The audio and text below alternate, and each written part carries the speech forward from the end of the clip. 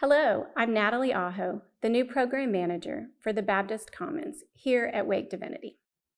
The Baptist Commons is a network of diverse communities of Baptists committed to justice, reconciliation, and compassion. We provide events, resources, and services to our students, alumni, and supporters. Today, I'm welcoming you to our first event of the new academic year called Common Conversations. Moderated by folks from our network, these are conversations between an expert and members of our faculty here at Wake Divinity. This fall, we are focusing on 3 topics under the theme of the weight of racism. As architects of equity, hope, and healing, we feel there is no more important conversation than to talk about racism in America. The weight of this injustice is on us all. As our beloved deacon, Maya Angelou, once said, it is impossible to talk about equal rights, civil rights for Blacks, without including whites. For equal rights, fair play, justice, they are like the air. We all have it, or none of us has it. We hope that you'll do more than just watch. We hope that you will be inspired to start your own conversations after you listen to ours, and that you too will continue the call to be agents of justice, reconciliation, and compassion. To all who are joining us for our Common Conversations, welcome. I'm Oliver Thomas, a 2010 graduate of the Wake Forest University School of Divinity. Currently, I'm serving as the chair of the Baptist Common Advisory Council. I teach African American history at North Carolina A&T State University, and I'm an associate pastor at Providence Baptist Church in Greensboro, North Carolina. Today, I will be moderating our second conversation, Black Baptist Burdens, White Baptist Pressures. We have the privilege of being joined by 3 Black Baptists who are scholars, practitioners, and community leaders. Sister Leslie Callahan is the pastor of St. Paul's Baptist Church of Philadelphia, Pennsylvania, and the former assistant professor of modern church history and African American studies at New York Theological Seminary. Welcome, Sister Callahan. Thank you so much. Sister Kasey Jones is the associate coordinator of outreach and growth of the Cooperative Baptist Fellowship and the former pastor of National Baptist Memorial Church in Washington, D.C. Welcome, Sister Jones. Thank you. Glad to be with you. Brother Derek Hicks is the associate professor of religion and culture here at the School of Divinity. Welcome, Brother Hicks. Thank you. I want to begin by invoking our ancestors, Black preachers, scholars, teachers, church folk who traveled this road as architects of hope and justice. As we remember their names, let us pause.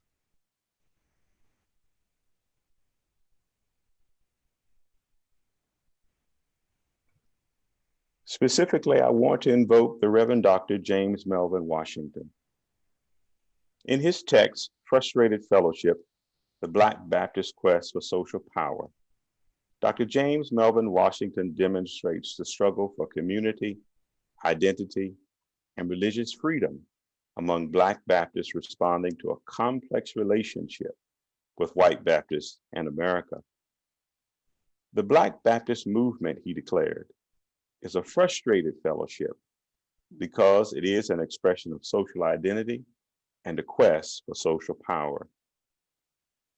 Sister Callahan, as a pastor scholar who studied under the tutelage of Professor Washington, I'd like you to begin our conversation. Let me ask this question. Would you discuss the ways white supremacy and Christian nationalism have shaped the religious and social political realities of African Americans in North America?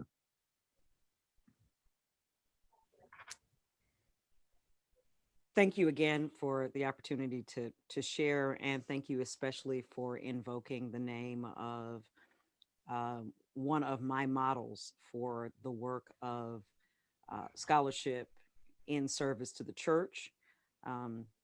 James Melvin Washington was a great Baptist, and one of the most brilliant minds I've ever encountered, but also an extraordinary preacher and homiletician. He was quite something in the pulpit as well. And so I'm really glad to think of him as I consider this question.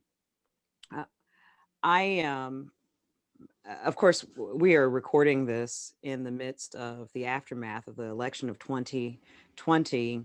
And I think one useful way of engaging the question you asked about the relationship of white Christian nationalism and Black Baptist identity is to do a bit of reflecting on my reaction to the election in 2016, almost exactly 4 years ago. And I wrote on Sunday, November 13th, the following words on a Facebook post. I said, I have had several days this week when getting out of bed and facing the day was hard. This is one of them. This for me is not about politics as much as I love thinking about political things. This is deeper, more personal, and more spiritual. Let me put it this way. The fact that millions of other Christians are gathering for worship around the United States is chilling, not comforting today. I think the way I think about the relationship between white Christian nationalism and Black Christian identity generally, and Black Baptist identity specifically, can be encapsulated in the following phrase: when they rejoice, we grieve. What is inspiring for them is chilling for us. I have found myself returning repeatedly to the writings of Frederick Douglass over the last 4 years.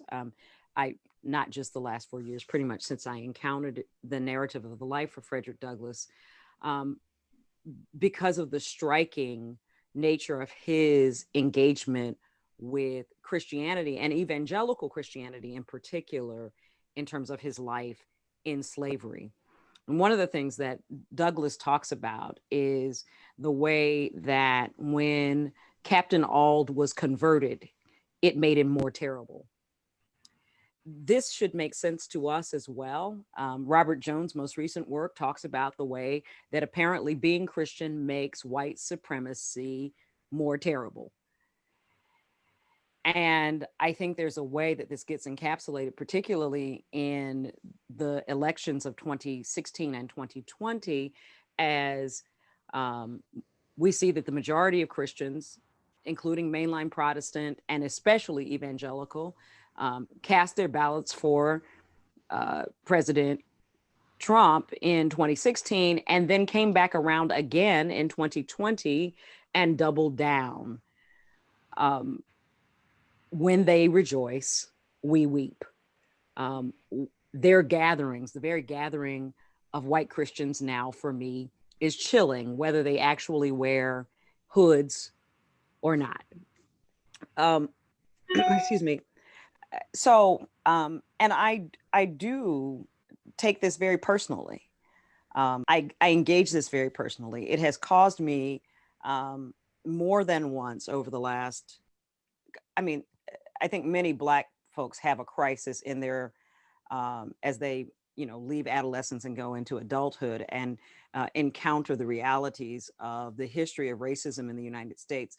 Many of us who are compelled by the gospel of Jesus Christ have some moment where we have to face down the charge that Christianity is the white man's religion. And so this is not the first time for me, but I am good and grown now. And over the last 4 years, I've had to revisit this question, particularly as a Black woman, particularly as someone who is raising a Black daughter, whether I could both be a good parent and raise her as Christian at the same time. I said this in church to the congregation I pastor, that I have wondered whether these things could be, things could coexist. I think what I have done, and I think what Black Baptists have done throughout, is to determine that white supremacy is not Christianity, and that the version of the faith that we practice, the Savior that we follow, is actually more consistent with the record as we have interpreted the text for ourselves, as we read the Bible for ourselves, as we preached it, as we've interpreted it for ourselves. We have come to believe that what we're doing is actually more faithful to the gospel of Jesus Christ, and that our claim on the faith and the tradition is a better and more faithful claim than the one of those who are engaging in Christian nationalism, white Christian nationalism, and white supremacy. And so, in some ways, to close by returning to Douglas, we've come, I think, we come generation after generation to the conclusion that he came to in his epilogue. And I'll close with this quote: "Between the Christianity of this land and the Christianity of Christ, I recognize the widest possible difference. So wide that to receive the one as good, pure, and holy is of necessity to reject the other as bad, corrupt, and wicked. To be the friend of one is of necessity to be the enemy of the other. I love the pure, peaceable, and impartial Christianity of Christ. I therefore hate the corrupt, slave-holding, woman-whipping, cradle-plundering, partial, and hypocritical Christianity of this land. Indeed, I can see no reason but the most deceitful one for calling the religion of this land Christianity. I look upon it as the climax of all misnomers, the boldest of all frauds, and the grossest of all libels." I think we're still there. I know I'm still there. Sister Callahan, as I was listening to you, my mind just kept moving back and forth between times, present, past, and the relationship between not only Frederick Douglass and his experience with white Christianity, our experiences, your experience with white Christianity, but then to think about this in a larger context, experience of oppression. Jesus, a Palestinian Jew, experienced it within the Roman Empire. And so the relationship and how that has happened for us as people of color, African Americans specifically, but then for Jesus as a person of color as well. So, Right. Sister Jones, Brother Hicks, do you all, what are you all thinking about as you listen to Sister Callahan and the question that I have posed in terms of the ways white supremacy and Christian nationalism have shaped the religious and social political realities of African Americans? I guess I'll start, and I think I want to thank my sister for starting with a personal, because I understand that struggle.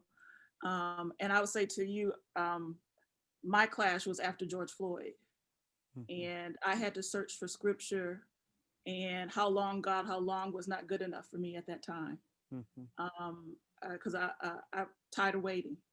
And to watch what I consider as a modern day lynching, that text was not comforting.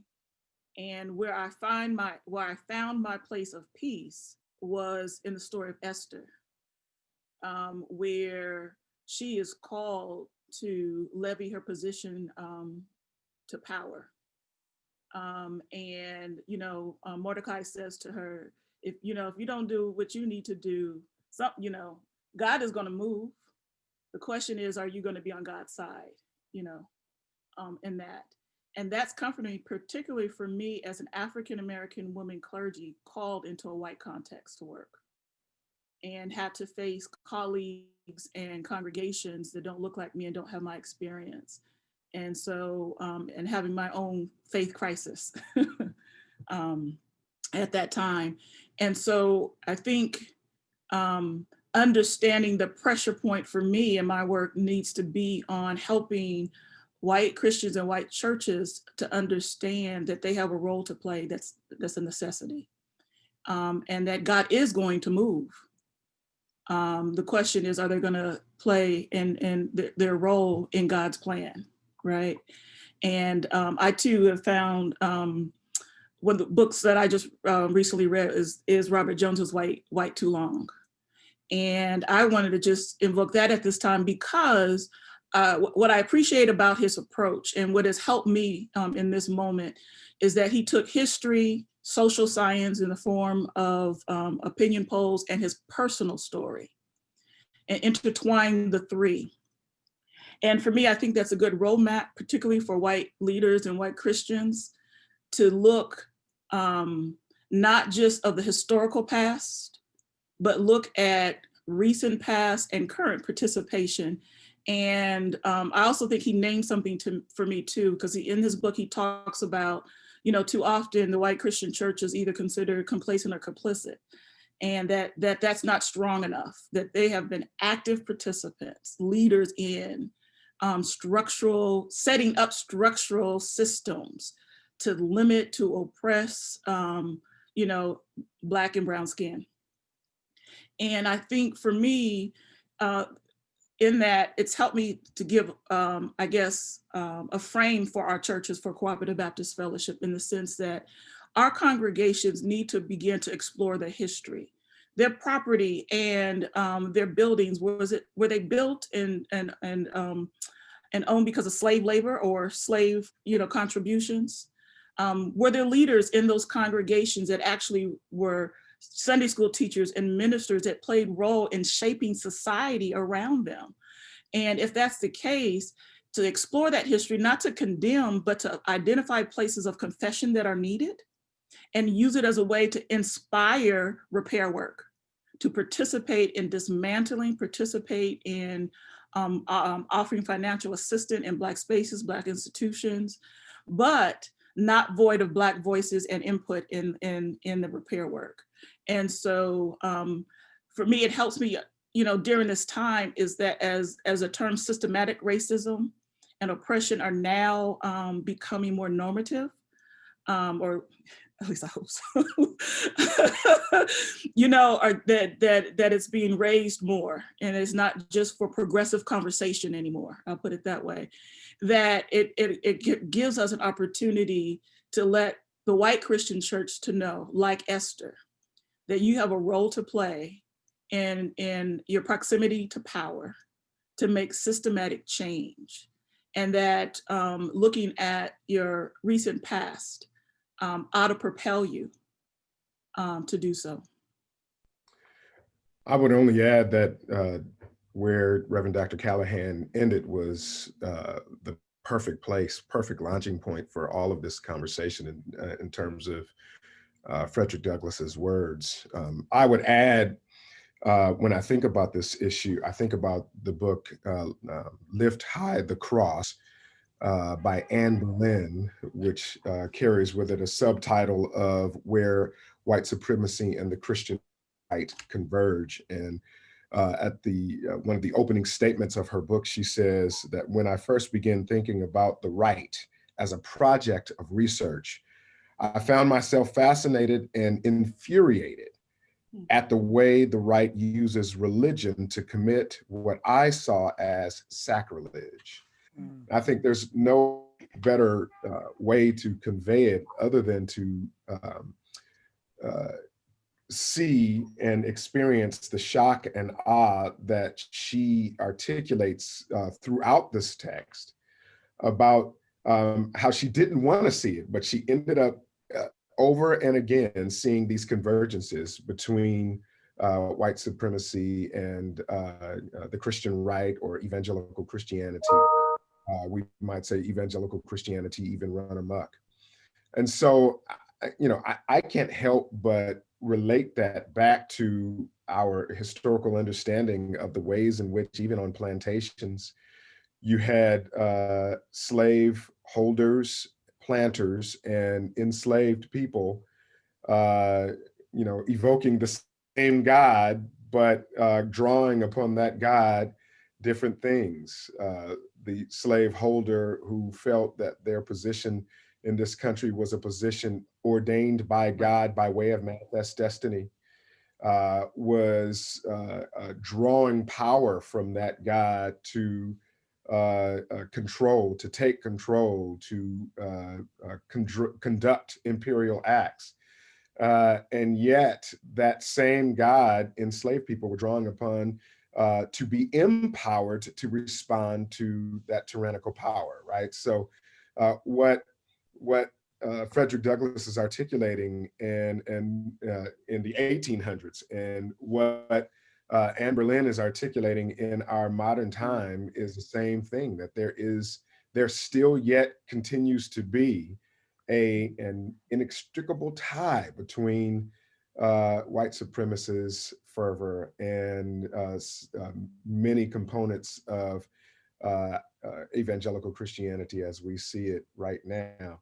And I think it doesn't help, right, that evangelical Christians will set as their mode of experiential articulation of the faith the Great Commission, which calls for them, right, to align with a personal salvific nature of Christianity, which then compresses all efforts into a kind of personal faith, one-on-one expression of faith. And when your preoccupation is saving one soul at a time, it becomes easy to hide behind that and not attempt to intervene on behalf of communities of people, because they'll just say, well, sin is just this one-on-one issue, not tied to systems, and salvation is a one-on-one personal issue, not tied to systems larger than the single person. And so therefore, Jesus is enacting what God desires through one person. And so, we don't need to spend a whole lot of time on these so-called systemic issues. And I think that renders Christianity in many ways unable to adjust or respond to, at least through evangelicals, respond to systemic issues. And so we've got all of this at play simultaneously, and a reality that we are still facing a terrible and dire situation as it relates to the evangelical church, not significantly impacting the culture as it relates to the domination of one set of people over others. I think it's a moving target, because on the one hand, what I hear people saying echoes the point that Dr. Hicks just made about the emphasis on personal salvation. On the other hand, I also see on a political level, white evangelicals trading that sense of personal piety and salvation for the culture wars. So when I point out the really troubling matters about policy around COVID and around separating children at the border and the lack of consideration for the humanitarian crisis that is created by the refusal to acknowledge asylum claims. What they go back to is not, but I'm saved. What they go back to is this larger, but we're saving unborn children, or we're saving. So there's movement around what the target is.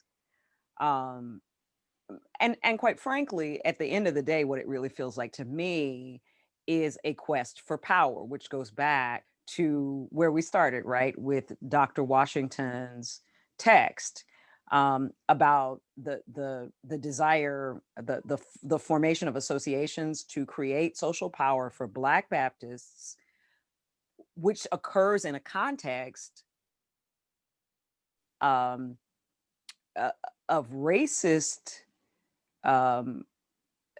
what's the right way to say it? I mean, terror. I think is the right way to say it. The need to coalesce to have social power happens against the backdrop of racial terror and social death in the aftermath of the end of Reconstruction. And so I think putting the finger on the quest for power,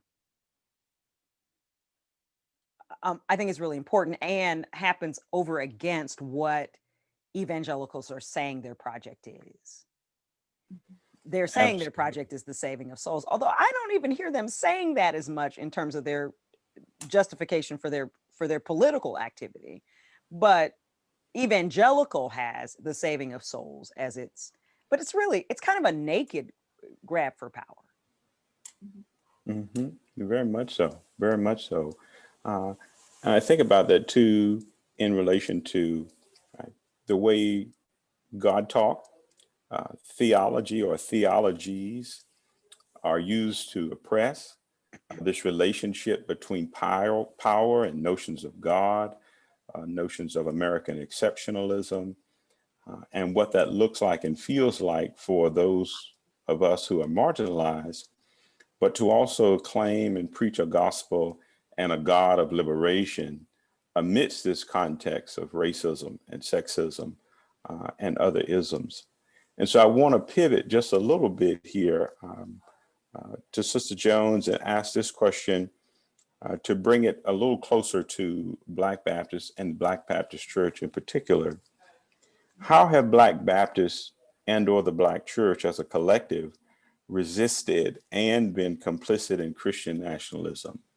And I think about this, and again, as what you have already shared, Black Baptist woman preacher who is with a national white Baptist entity. How have Black Baptists and or Black Baptist churches resisted and been complicit in Christian nationalism and thereby white supremacy as well? Yeah, thank you for that question. I think for me, I think it's an important question for a couple of reasons. One, when I pastored and had opportunity just to share with associates and potential other pastors in their context, one of the things that was troubling is I think we've done a disservice in creating a romanticized version of the Black church, right? In which the Black church is always progressive or is always, resilient. And then you place trained clergy in places where that has not been the case. And want to then move outside of the church structure because they don't know what to do. And so I think it's very important for us to understand that the Black church is not monolithic, just like the Black community is. And that again, going back to this, I will also say it's true for us as Black clergy and Black leaders to also know our historical, to also know our historical recent past, if that makes sense, but that we're looking at the Black Baptist churches in which we are finding ourselves leaders in to understand their history, to understand that there are churches that have been progressive, but there are also churches that have been accommodationist, right? And I think that's important so that if we can place our finger on that history and on that track record, it allows us then as leaders to figure out how to move them forward. But if you go in blinded thinking as if the Black church has always been, we would not have a progressive National Baptist Convention, right? When the National Baptists have come together and try to move forward unified, there are folks who did not want to support civil rights movement. One of the articles that I read is called Reimagining the Bible Belt, Faith-Based Organizing in the Lone Star State, and it's taken a new hue. And what's interesting about that article that's written by two women, Danielle Ayers and Lydia Bean, is that they talk about, first of all, how Texas as the first state becomes the first majority minority state. And what that means.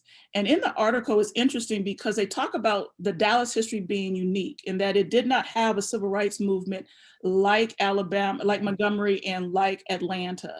And that there were white elitists who called a conversation with Black pastors and offered a deal that they would tamp down their anti-African American terrorism and move slowly towards integration if African American leaders would renounce sit-ins, marches, boycotts, and other powerful public tactics.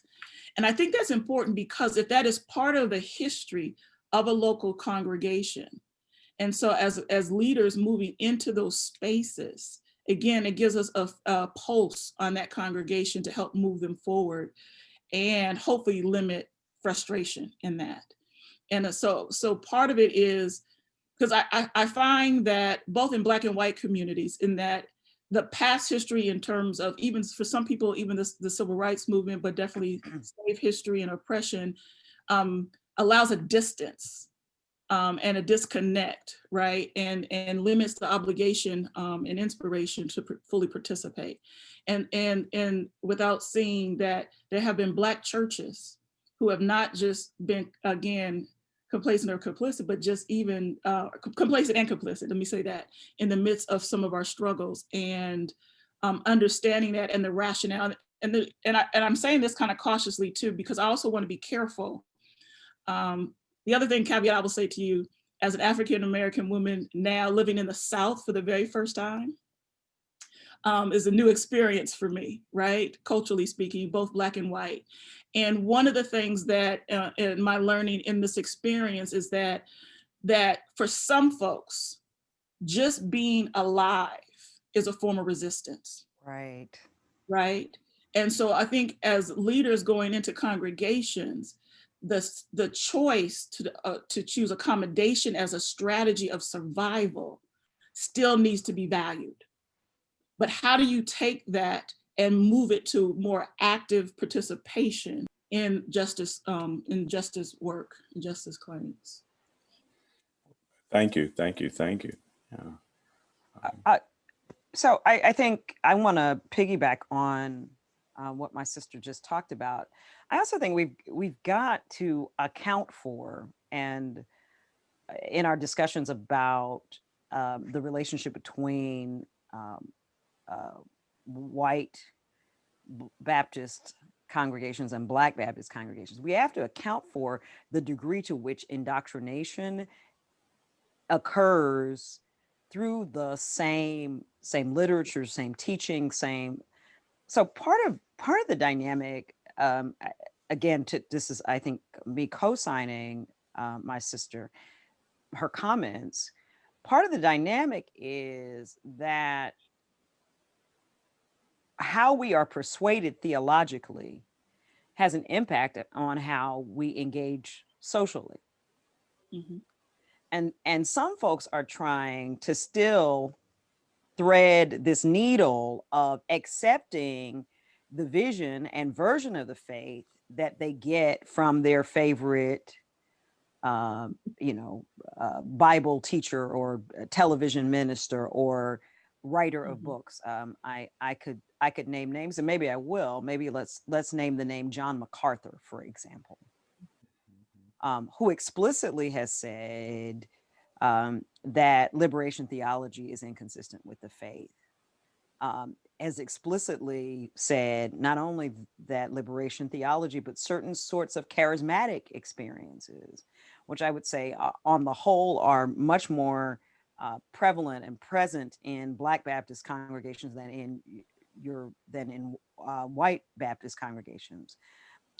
So if you're trying to make sense of the faith using like the language, the literature, the indoctrination of folks who actually oppose your well-being, then you're going to always be you're going to be working at cross purposes with yourself. I mean, I think that's part of the way to understand the complicity, and sometimes outright antagonism. Like sometimes complicity is not even a strong enough word. And I think so I just want to put that into the conversation. What does it mean that we, maybe more than ever, are getting the doctrines of the faith from the people whose policies and perspectives oppose our well-being, our collective well-being? Yes. And I want to say that maybe more than ever, right? Maybe that's the distinction between. So there's a kind of way that the Brush Harbor faith of our ancestors was an explicit denunciation of the kind of indoctrination that was happening when they were going to Sunday church in the gallery behind slave owners, slaveholders. We don't have that kind of we don't necessarily have that same kind of explicit renunciation and objection to and the faith that comes through the books we read, right?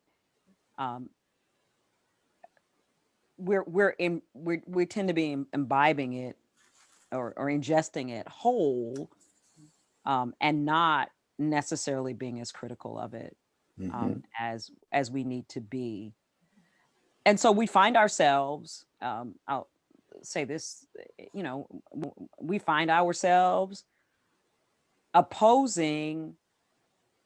There are lots of Black Baptist churches where I wouldn't be invited to preach. Lots of. And they use the same claims that the white churches, that the Southern Baptist Convention uses. Many of them were educated in Southern Baptist seminaries. Some of the churches are themselves Southern Baptist. So I think that dynamic, we have to take into consideration as well. Absolutely. Absolutely. I think to that point, Brother Hicks, I want to bring you in because you're in the classroom constantly. And so riffing off of Sister Callahan, how do we disentangle theological language with political language, with social stratification? If we were to that social stratification ladder, okay, white, Black, or as some of our ancestors used to say, if you Black, get black, if you brown, stick around, if you light, you're all right, and if you white, you're right. How do we disentangle these various elements within the Black church, the Black community, particularly in the classroom with students who will go out and engage churches, who are at the Divinity School, who will go out and be in hospitals, who will go out and be community leaders as you all are? Well, I will say that for starters, what Reverend Dr. Callahan was expressing made me think about the first class I took in seminary, which was a non-denominational, dispensational, white evangelical seminary. I won't say the name, but there are a couple of them. And I'm sitting next to a student. It's worth noting that in this class, which was a class on hermeneutics, I was the only Black student in the class. And I had one student, a good white evangelical brother. And of course, there were no women in the class. So you see how all of this is setting itself up, who says to me something to the effect of, now this is some time ago, but something to the effect of, isn't it a shame that communities allow for abortions? We'll just kind of oversimplify a statement that way. And I'm coming from South Central Los Angeles, predominantly Black neighborhood, rampant with issues, systemic and otherwise, that he could not even imagine. And this was the first thing he says to me, in a way to kind of test my level of evangelicalism, right? To assess whether or not I aligned with what he considered the proper understanding and way of being sanctified. You've got to align with these particular views. Also reminds me of when I started graduate school after seminary, and I was adjunct teaching at a school in Houston, and a woman who worked at that institution asked me why I was pursuing a Ph.D. in African-American religious experience. And I was excited at the time. I said, this is what I'm I'm going to study how enslaved people converted to Christianity and made it their own. And you know, I didn't know much at the time, but I knew I was excited about that. I had read a few folks and I couldn't wait to dig in with Anthony Penn and all these things. And all she responded, the only way she knew to respond to what I said was, yes, but were they saved? Mm, Have saving faith? Did those slaves mm, have saving faith in Jesus? Yikes. mm, So both of those set the tone for my thinking about the Christianity, not only that I was developed in, right? And so I've grown over the last several years to say I was both developed by the Black church, the Black Baptist church, but also my grandmother's front porch religion, which has far more of a sustaining, edgy, critical theology to it that sought, kind of like Baby Suggs Holy sought, Right. reestablish the full personhood. You know, over yonder, you know, here in this place we flesh. Over yonder, they don't love your flesh.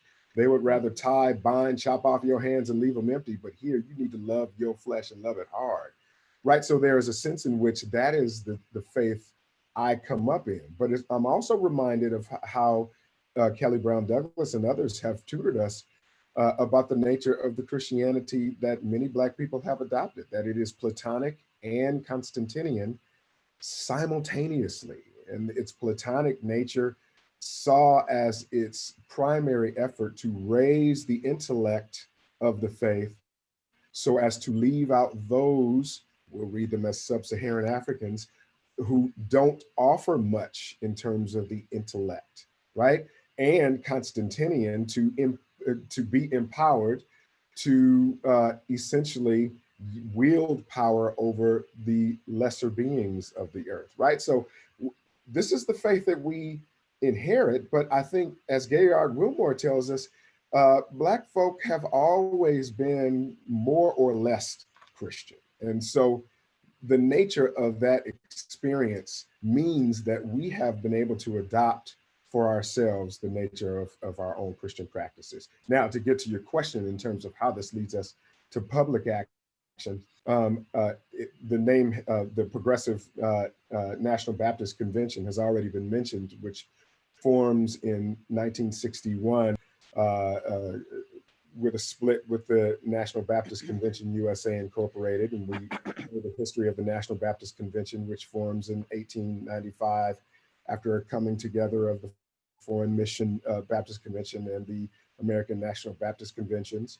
And the first split from that, Lot Carey, and then the next split from that, National Baptist Convention of America, formerly unincorporated, now incorporated, of 1915. But I think when we think about the Progressive National Baptist Convention, I think the seeds of its kind of outward community-facing work begins with the Women's Convention of the National Baptist Convention in 1900s, Nannie Helen Burroughs and Absolutely. the other sisters, right? Because we might critique, and we utilize as a tutor in this, Evelyn Brooks Higginbotham's work and other folks' work, we might critique this kind of politics of respectability that might be shot through some of their efforts. And yet, if we look at what those sisters were doing, they were on the ground mobilizing by way of their faith and Baptist tradition efforts to uplift the race.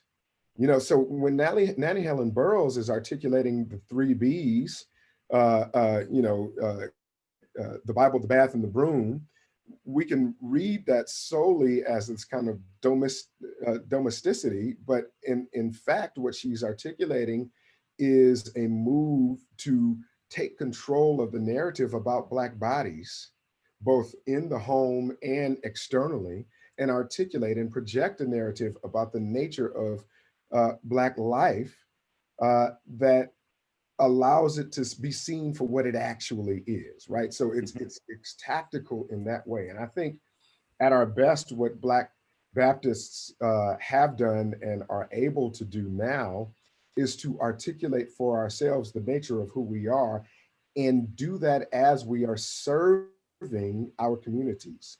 So when I do work, for example, with the Children's Defense Fund, uh, uh, uh, formerly led by Marian Wright Edelman, Brother Starsky Wilson is now in leadership there. And every summer, we take students to the Haley Farm for a consortium course between several institutions, ours included, called Mobilizing for Justice. We are intentional about teaching our students how to utilize tactics of justice advocacy and blending that in their faith. And so I think at our best, what Baptists has shown us, what Nellie Helen Burroughs and those sisters showed us, what the Progressive National Baptist Convention drew from them and shows us, is that at our best, what Baptists have been able to do, what Black Baptists have been able to do, is to mobilize around the central tenets of the faith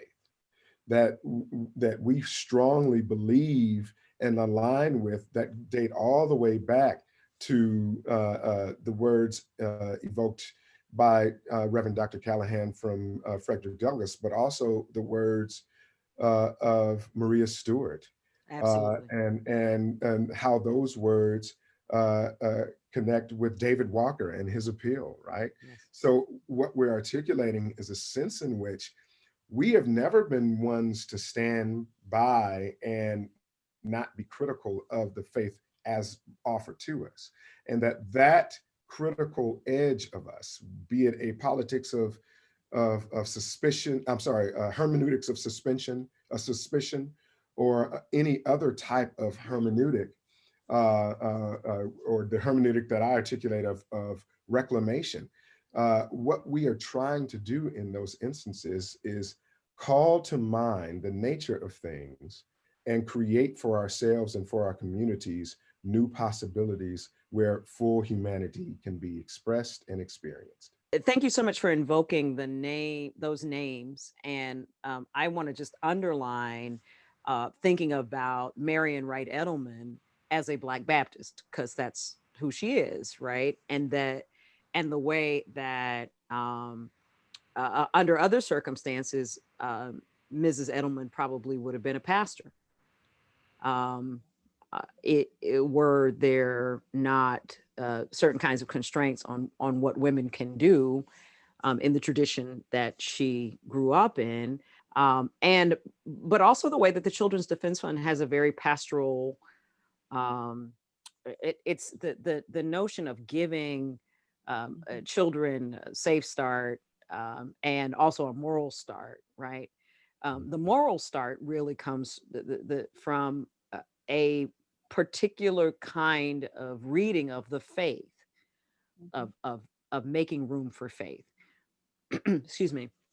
I also want to go back to the thing about, I think there's a difference between the politics of respectability, which is sort of outward facing and putting on a face for white society to take Black people seriously and to honor Black people. There's a difference between that and what I think of as kind of Black dignity, that is about how we live among ourselves.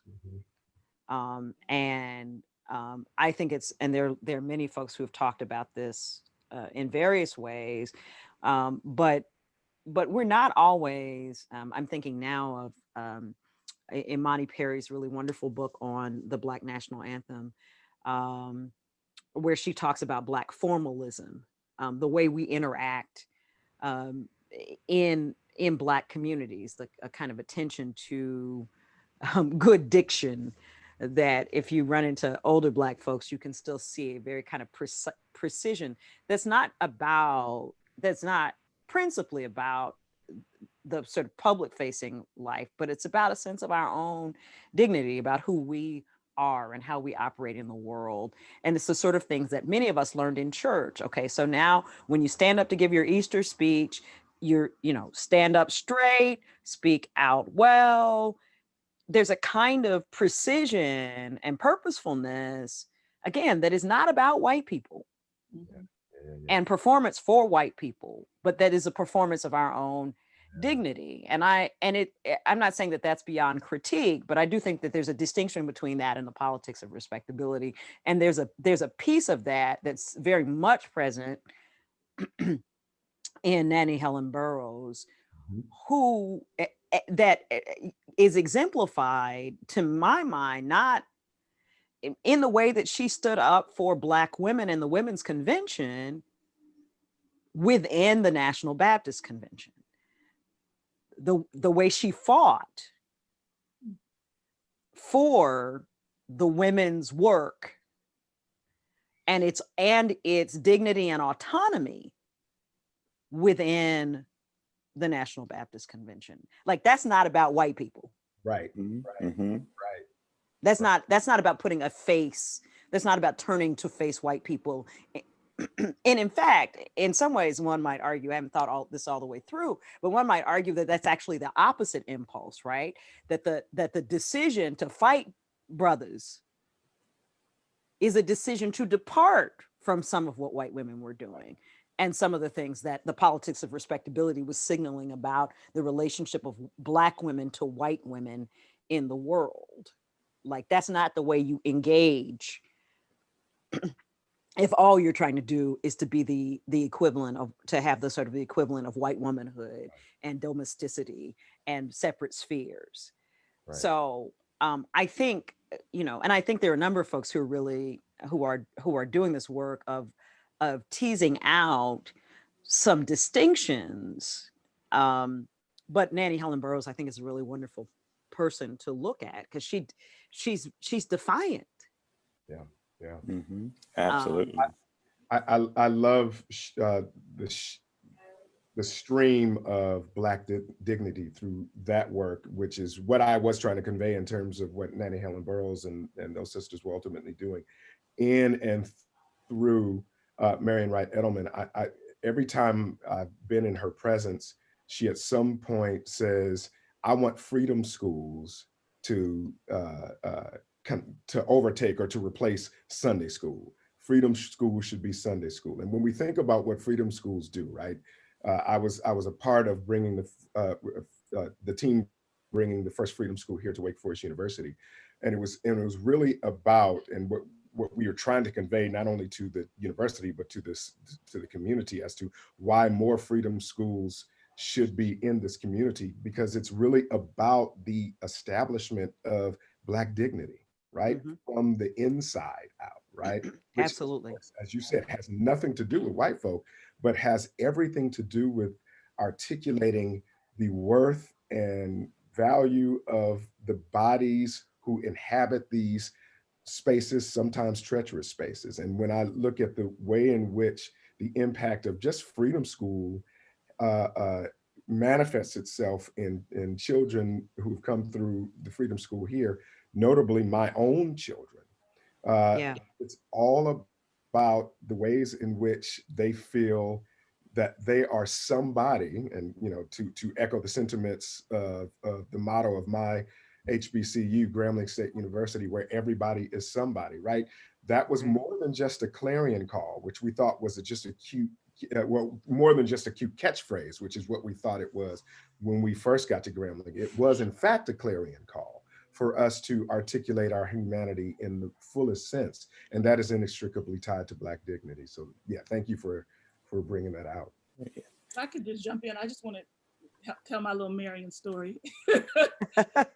I actually served as an intern at the Children's Defense Fund when she launched the Black Community Crusade. And it was interesting because the first iteration of the Freedom School was intentionally designed to elevate the voices of young people in the civil rights movement and women. And the Ella Baker Training Institute was very intentional with that.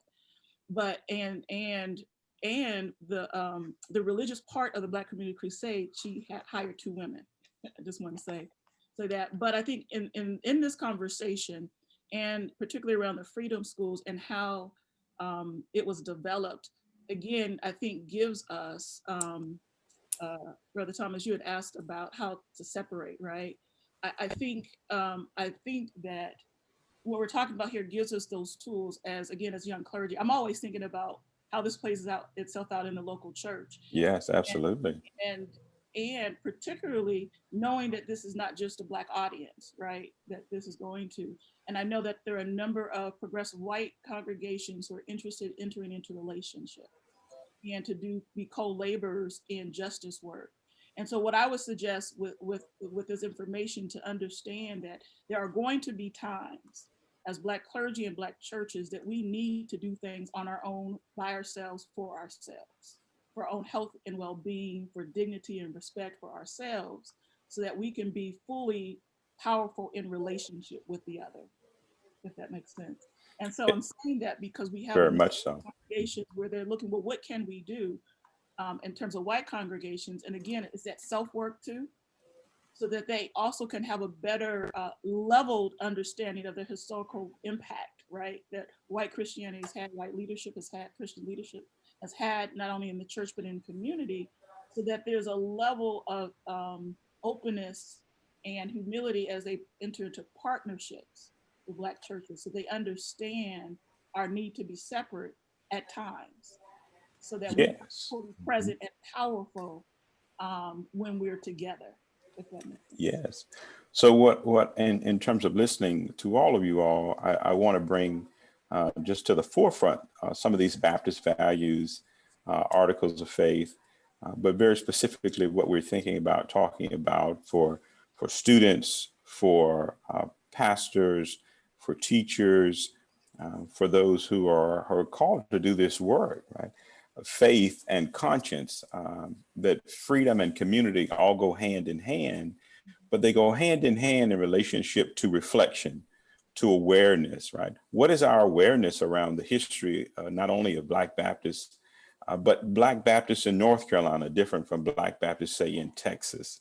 What is our awareness of history in this relationship of how Black people have responded to white supremacy, Christian nationalism, whether it's the separation from the National Baptist Convention from the Southern Baptists, or then another change where we even have to say to ourselves and challenge ourselves.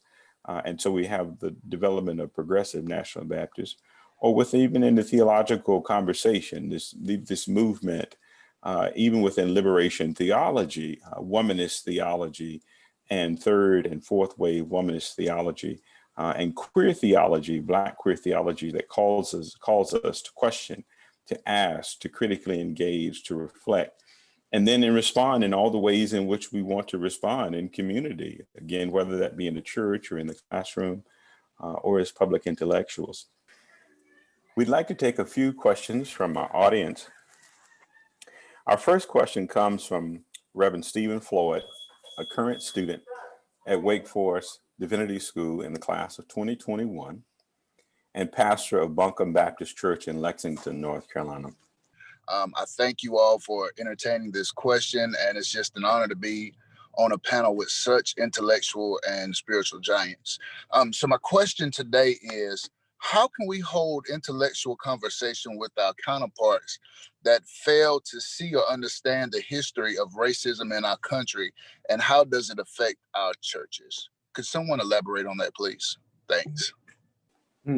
Tough question, but it begins with open dialogue and conversation. I'm reminded of John Jackson, who's at UPenn, his work called Racial Paranoia, the Unintended Consequences of Political Correctness, and the extent to which he argues in that book that in this so-called post-race society, which of course we know is a myth, because we certainly aren't post-racist, and so how could we be post-race, right? So, but in this latter day, we'll call it, folks have lost the ability to talk more significantly about race. They've lost the ability to talk beyond the surface because of political correctness. And so we might engage the other on the surface and have a very pleasant exchange, and then go back to our separate silos and re-articulate the same stereotypes that we held about the other that we brought to the initial conversation, which was handled just on the surface. And so I think in part it requires us to engage more deeply than we have. But it also requires those of us who hold these histories and knowledges about the experiences of our ancestors, our foremothers and forefathers. We've got to be open and kind of respectful of ourselves to tell the truth, to articulate as the truth as we understand it about the nature of our experiences in this country, and shame the devil, right? Shame those who respond to that truth as though it's just fanciful or untrue. I think about Martin Luther King's predecessor, excuse me, at Dexter Avenue Baptist Church, Vernon Johns, who really spoke a whole lot of truth and was speaking so much truth that some folk didn't feel that his kind was appropriate for the church at the time. But what was he trying to get at?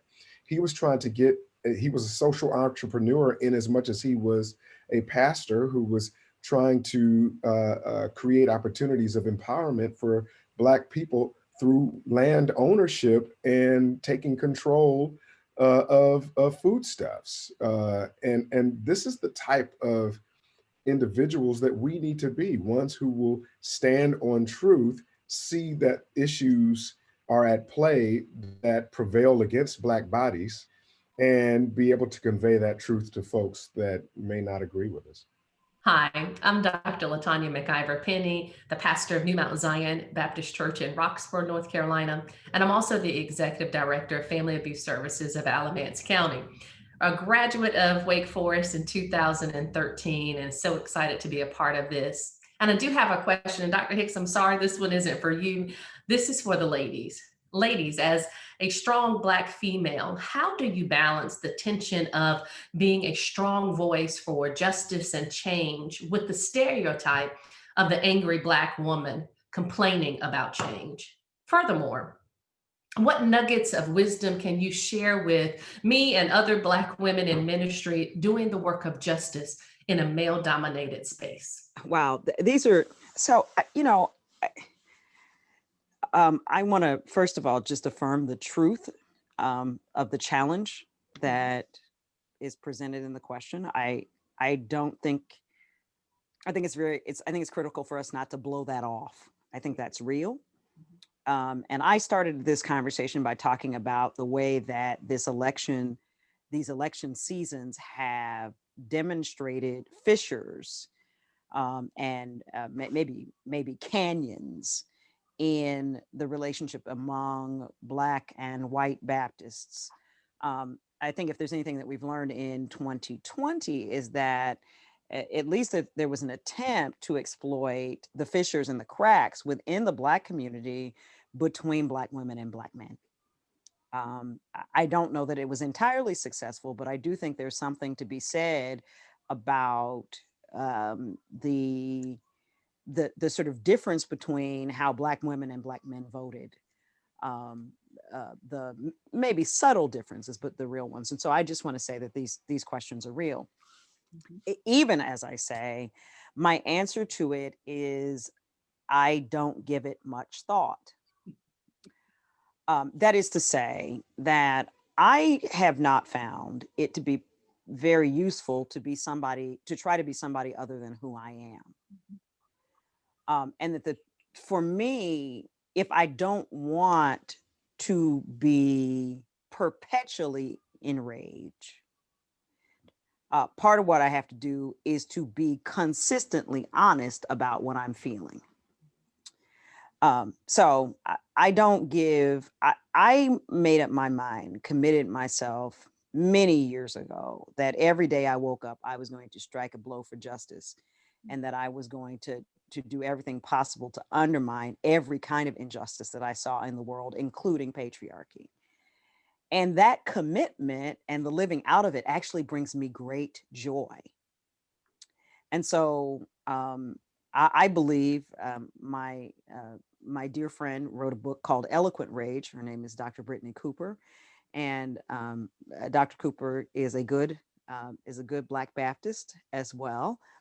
And she talked about, we do have a responsibility one of the key elements that she noticed is that we live in a society that is constantly doing things to provoke our rage and then being mad at us when we're angry. If you don't want me to be mad, stop trying to kill me.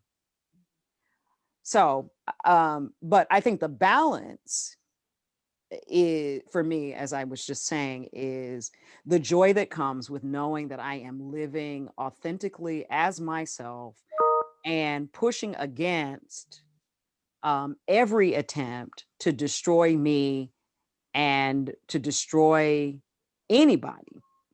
And so I can be angry, and I do have anger about the situations that we are in. I am deeply troubled always by injustice, but that is balanced by the great joy that I have and the sense of purpose that I have in living out my call to do justice and love kindness and walk humbly with God.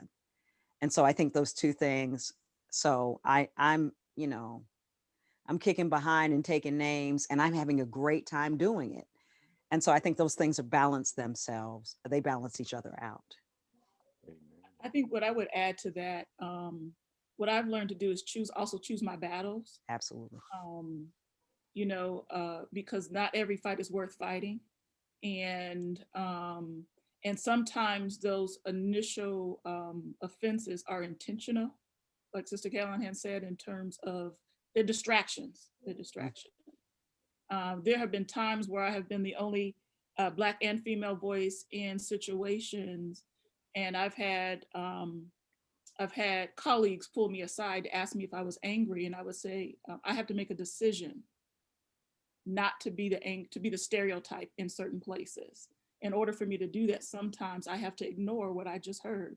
And sometimes I've also realized it was the Holy Spirit that has allowed me not to realize what is just said until I get home in retrospect.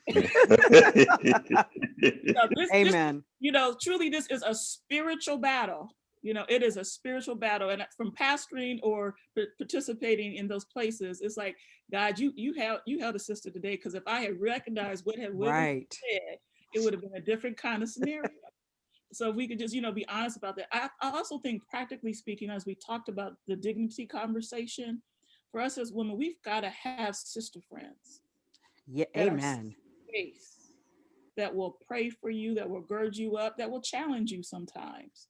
And, just practically speaking, because this notion of superwoman is not healthy. It's amen. not healthy to strive for that. I'm going to say this one last thing, because I think there might be a question that's coming up around resilience. Right now I've been hearing from white colleagues about not having resilience like Black community. And I was just say this, as a Black woman, as a Black person, we have resilience because we've had to. It's been a life or death. It's life or death for us. And so choosing to be resilient is a different scenario I don't know anything about, because I don't have the option to check out of situations. And because of that, I have to make sure I have social networks and healthy practices that help me maintain my sanity. And so for me, it was relief, again, with this racial climate, when I would see Black clergy check out to say, I'm taking a mental health day. And Right. that be okay. It is okay if you need to pull away to be able to feed yourself for another fight. Can I say one more thing before we leave this question? I talked about love. I talked about joy. I also want to talk about love. I actually think that the Spirit gives us the capacity to live in love. Yeah. And I believe God calls us to be consciously and fundamentally relational. Mm-hmm. And so I try to be angry in ways that are not destructive. Mm-hmm. And that are actually loving. I really, the Baptist covenant asks us to always be ready for reconciliation. And I really try to live in that way. And I want to second what my sister just said about, and sometimes it's just about, I didn't realize what happened till I got home. And, I've many times I've gotten in my car, called my best friends, and just gone completely off. That's right. And then strategized about how I was going to how I was going to address the situation later in some way that was constructive. Mhm. So yes. Mhm. Thank you. Thank you. Hi, my name is Matt Johnson. I'm a 2010 graduate of Wake Forest Divinity School, and I am the pastor of Fernwood Baptist Church in Spartanburg, South Carolina. The British cultural theorist Stuart Hall said, "Race is the modality in which class is lived, the medium in which class relations are experienced." White Baptists often want to work on issues of race as separate from class and economic situations and identities. What can the Black church teach the white church about how to talk about and act on the intersection of race and class? Yeah, that's a heavy question. I would even argue that that's not just the white church who has to work on that, but the Black church as well. I served my church in DC was I make a distinction between Washington and the District of Columbia. And the District of Columbia are the folks who were born and raised in DC who have been disproportionately left out of systems, right? And we used to host mission teams. And my church would draw unchurched people, but they would also draw working class, my congregation, working class, poor folks, and not biblically literate. And so the class issue, I saw both from white and Black congregations. It seems like poor folks now are now invisible like Black folks are to white folks. Mm-hmm. And that there is a need for empathy to be able to understand and put oneself in the place of. Because even politically speaking, no one talks about really the poor people. It's usually rebuilding the middle class. And there's not much conversation about supporting the systems that will help elevate folks that are poor. And so what I have found is the ability to connect with folks outside of yourselves, to be able to see them as assets, not just for the community that they're in, but assets for you, in your community where you go. Because I would even argue, even in this climate of the pandemic, when financial situations are out there, there have been folks who've been living with less than for a long time.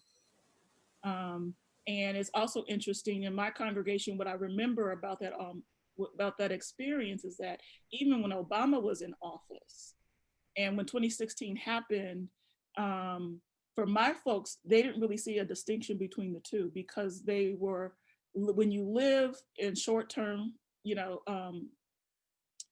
life that's short-term, you don't have a capacity to plan long-term, because you're living less than paycheck to paycheck. You're trying to figure out how to survive.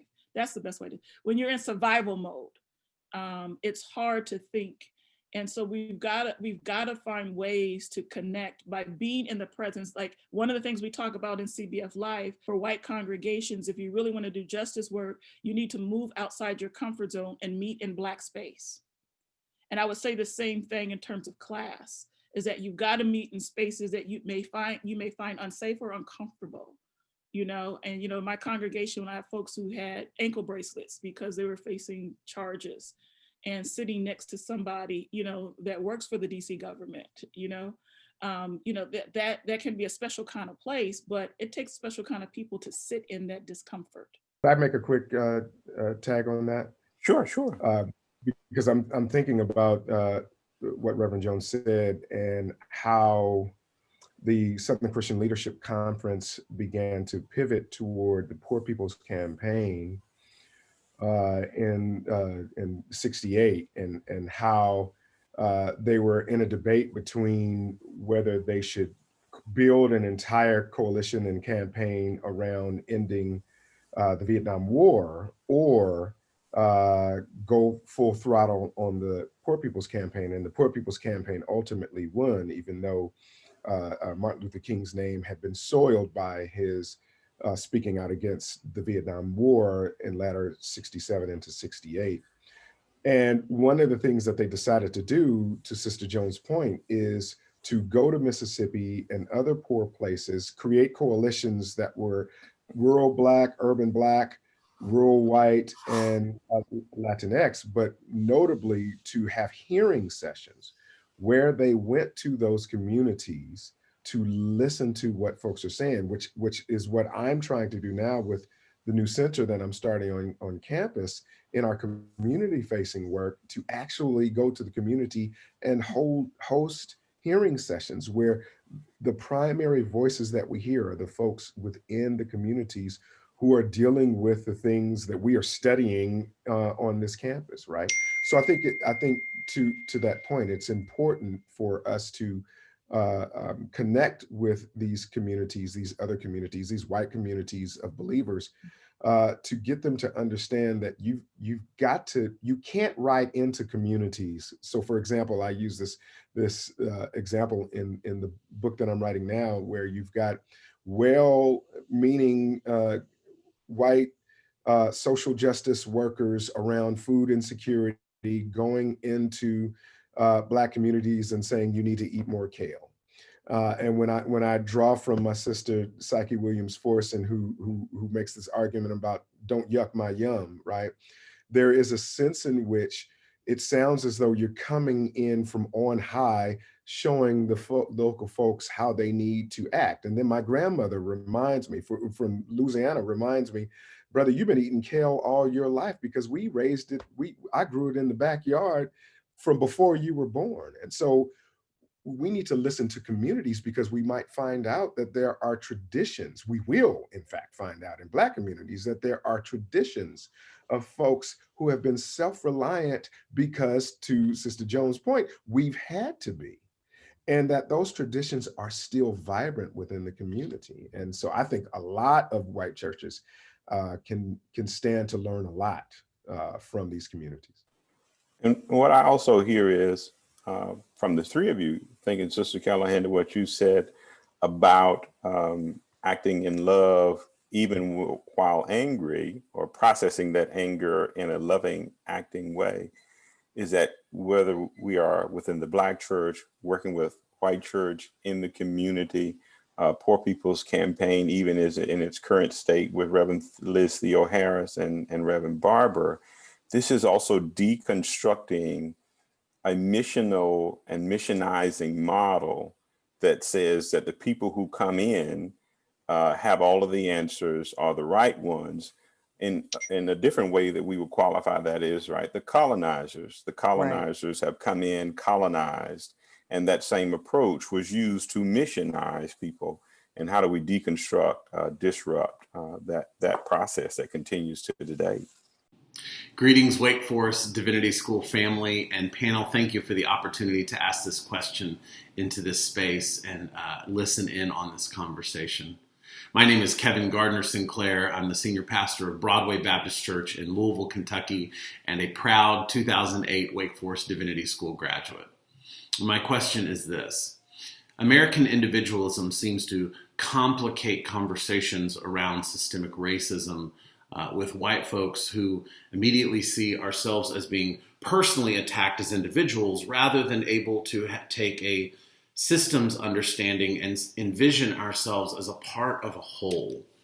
What might a robust Black theological vision of the beloved community teach us in the white church about our interconnectedness, not only to each other in the present as neighbors, but to our own ancestors' sins and contributions to justice?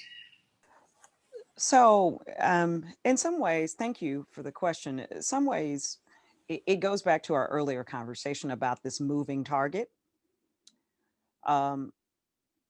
It's funny how, on the one hand, people can completely embrace, I guess, what must feel like an abstract notion of themselves as sinners, embrace it as a kind of core tenet, and maybe and on the sort of more Calvinistic side, not only sinners but utterly depraved, and then on the one hand, and then on the other hand, be so fragile when it comes to the specifics around and it's not just personal, right? Like, it's not just, I mean, the notion of fallen humanity is not just about, did you do something terrible, but it's about systems, right? It's about the conditions in which we are formed in a fallen world.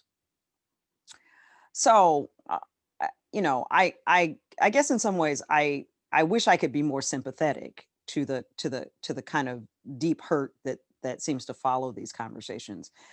What I've been trying to do, and I think is a theological practice, is testify.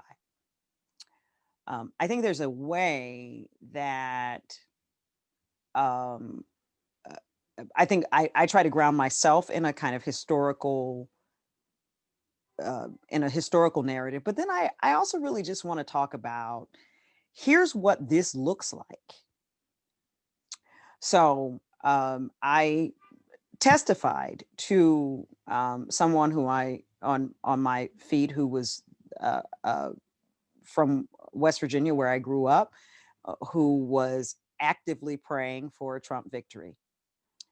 And I said to this person, need you to understand what this sounds like to me, and the experience that I have as a Black woman raising a Black child, and the horror I felt and feel at the prospect of telling her, and also the deep sense of, I don't know how we would live. Like, really, how would we survive?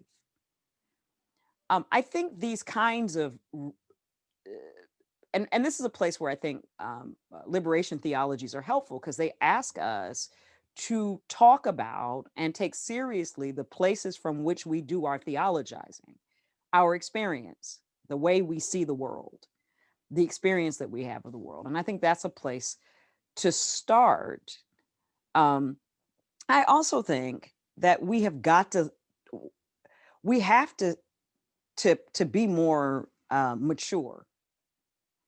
When our children are corrected and they reply, "You hurt my feelings," we can both say, "I'm not trying to hurt your feelings, baby. I love you," without discounting the thing that required correction. Like, we don't allow "you hurt my feelings" to shut off or to shut down the reality of the offense or the error or the mistake. And if we don't do that with little kids whose feelings we are really compelled as parents to guard, why are we doing that with adults? Why is "you hurt my feelings" the end of the conversation? And I think we need to push back and ask them why they think it should be. Why is your emotional discomfort the end of this conversation? When we are talking about the material, I mean, we talked earlier about, Sister Jones talked about George Floyd. Are we really talking about your feelings being hurt when people had 9 minutes of knees on their necks? So I think we need to push back, but I think we can actually start from the place of theologizing. What does it mean to live in a fallen world? And how does that impact the systems of our society? And if you don't believe the world is fallen, then what is the faith as you understand it?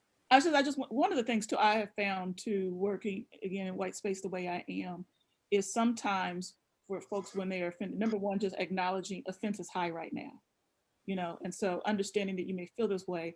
But my question back to them is, let's take a minute and just, what if I say in the stories we're telling are true?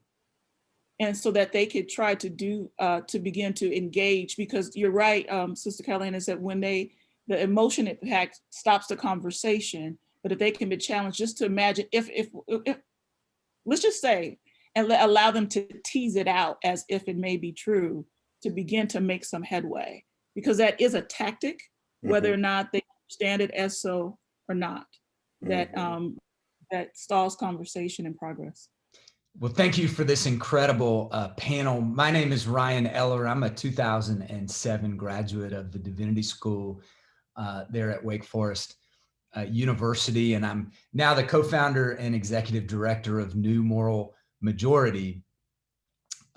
My question starts with a new book called Just Faith. And in a chapter titled Taking the Rev Out of Reverend Dr. Martin Luther King, the author Guthrie Graves Fitzsimmons discusses the unconscious racial bias pervasive throughout the common American narrative.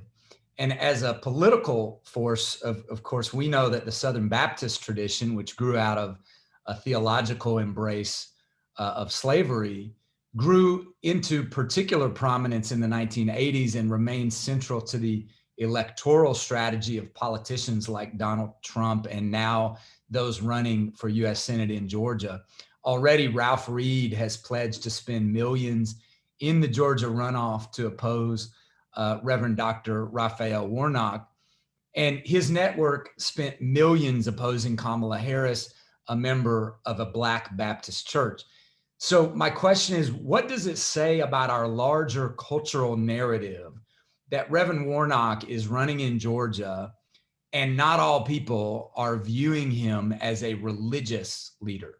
Let me start. I think this is a great question. And I was thinking that we needed to acknowledge that the vice president-elect is a Black Baptist.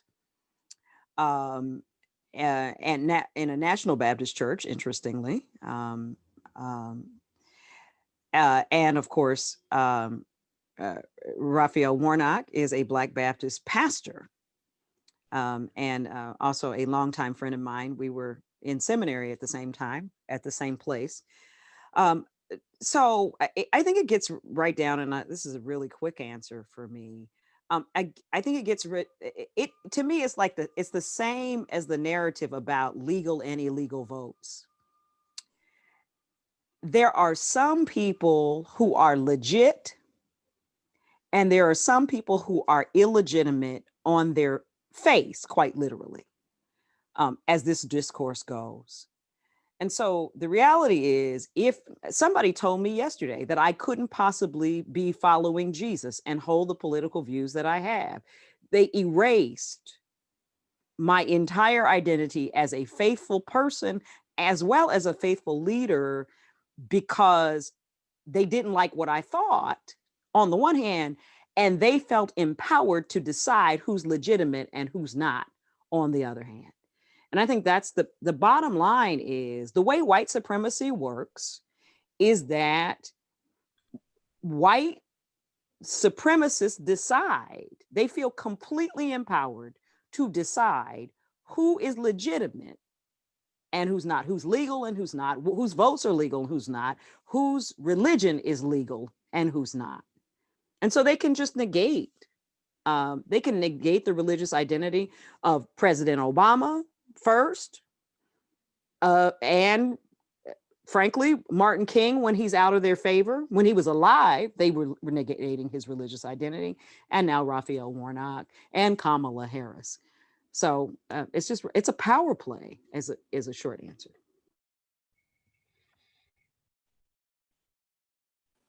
Yes, to what has just been stated.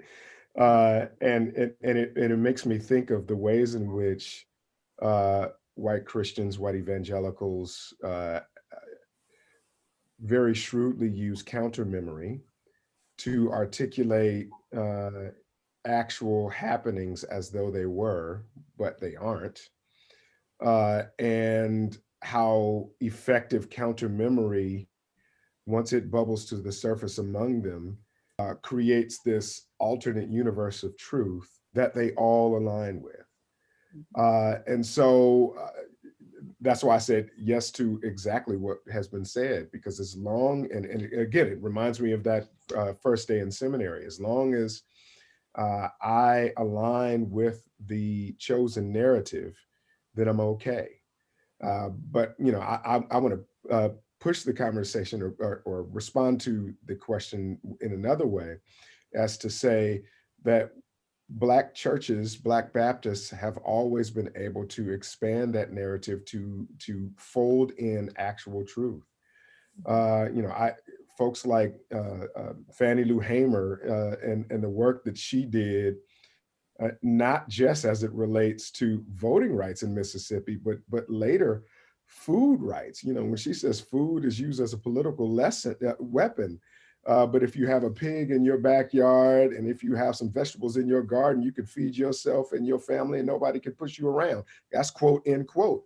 And so what comes from that? The founding of the Freedom Farm Cooperative, the founding and associated with the Freedom Farm Cooperative, a pig bank, right? So all of these things happen in response to lies about Black folks, where she says, no, kind of like what Vernon Jones was saying, no, we can be landowners. Yes, we can form our own cooperatives. Yes, we can, as faith communities, articulate our values and practically meet our own needs. And so in the face of these counter memories that flow about the nature of who the supremacists are and the nature of who the others are and are not, I think it's just like Charles Long told us, we've got to counter signify on the signifiers and create our narratives in ways that are more suitable. Amen, amen, and amen. Well, I want to say thank you all so much for joining us in this common conversation, Black Baptist Bird and White Baptist Pressures. I'm grateful for you all as preachers, as teachers, as scholars, as public intellectuals. And so if you all want to offer any final words, you're welcome to do so. Thank you for your moderation. Thank you to your dean for this invitation. And thank you to my colleagues for a really wonderful conversation. I'm going to be chewing on this for a long time. Yeah, I also would like to, for this opportunity, and again, being on the panel with these colleagues, and Brother Thomas with your moderation also, but also creating a resource that I think that will be critical to use in not just in the classroom, but in the church, engaging meaningful conversations. Thank you. And I just want to echo the sentiments of my colleagues. This was wonderful. I too will be learning and extracting from this experience. And Brother Oliver, you know, you're a friend, so I can tell you, you have done a wonderful job today. So thank you so much. Well, blessings on you all. Thank you so much. Thank you so much. As we end, I want to end where we began. Our ancestors have been with us as we've had this conversation. And so I want to name a few before I offer words that the ancestors gave us. Marion Wright Edelman, Frederick Douglass, Ella Baker, Nellie Helen Burroughs, James Melvin Washington. O freedom over me. And before we be slaves, we be buried in our graves and go home to our Lord and be free. That is our blessing and our prayer. Thank you all for joining us, and we look forward to continuing this conversation in the spring. If this is your first common conversation, then I encourage you to join us for all three this fall as we talk about the weight of racism. Don't miss our discussion on the load of Christian nationalism and Baptist history in October, or Black Baptist burdens and White Baptist pressures in November, and our concluding conversation on the gravity of trauma in these enmeshed communities in December. And stay tuned for a new series next semester. You can find more ways to connect to the Baptist Commons or Wake Divinity by visiting our website at divinity.wfu.edu.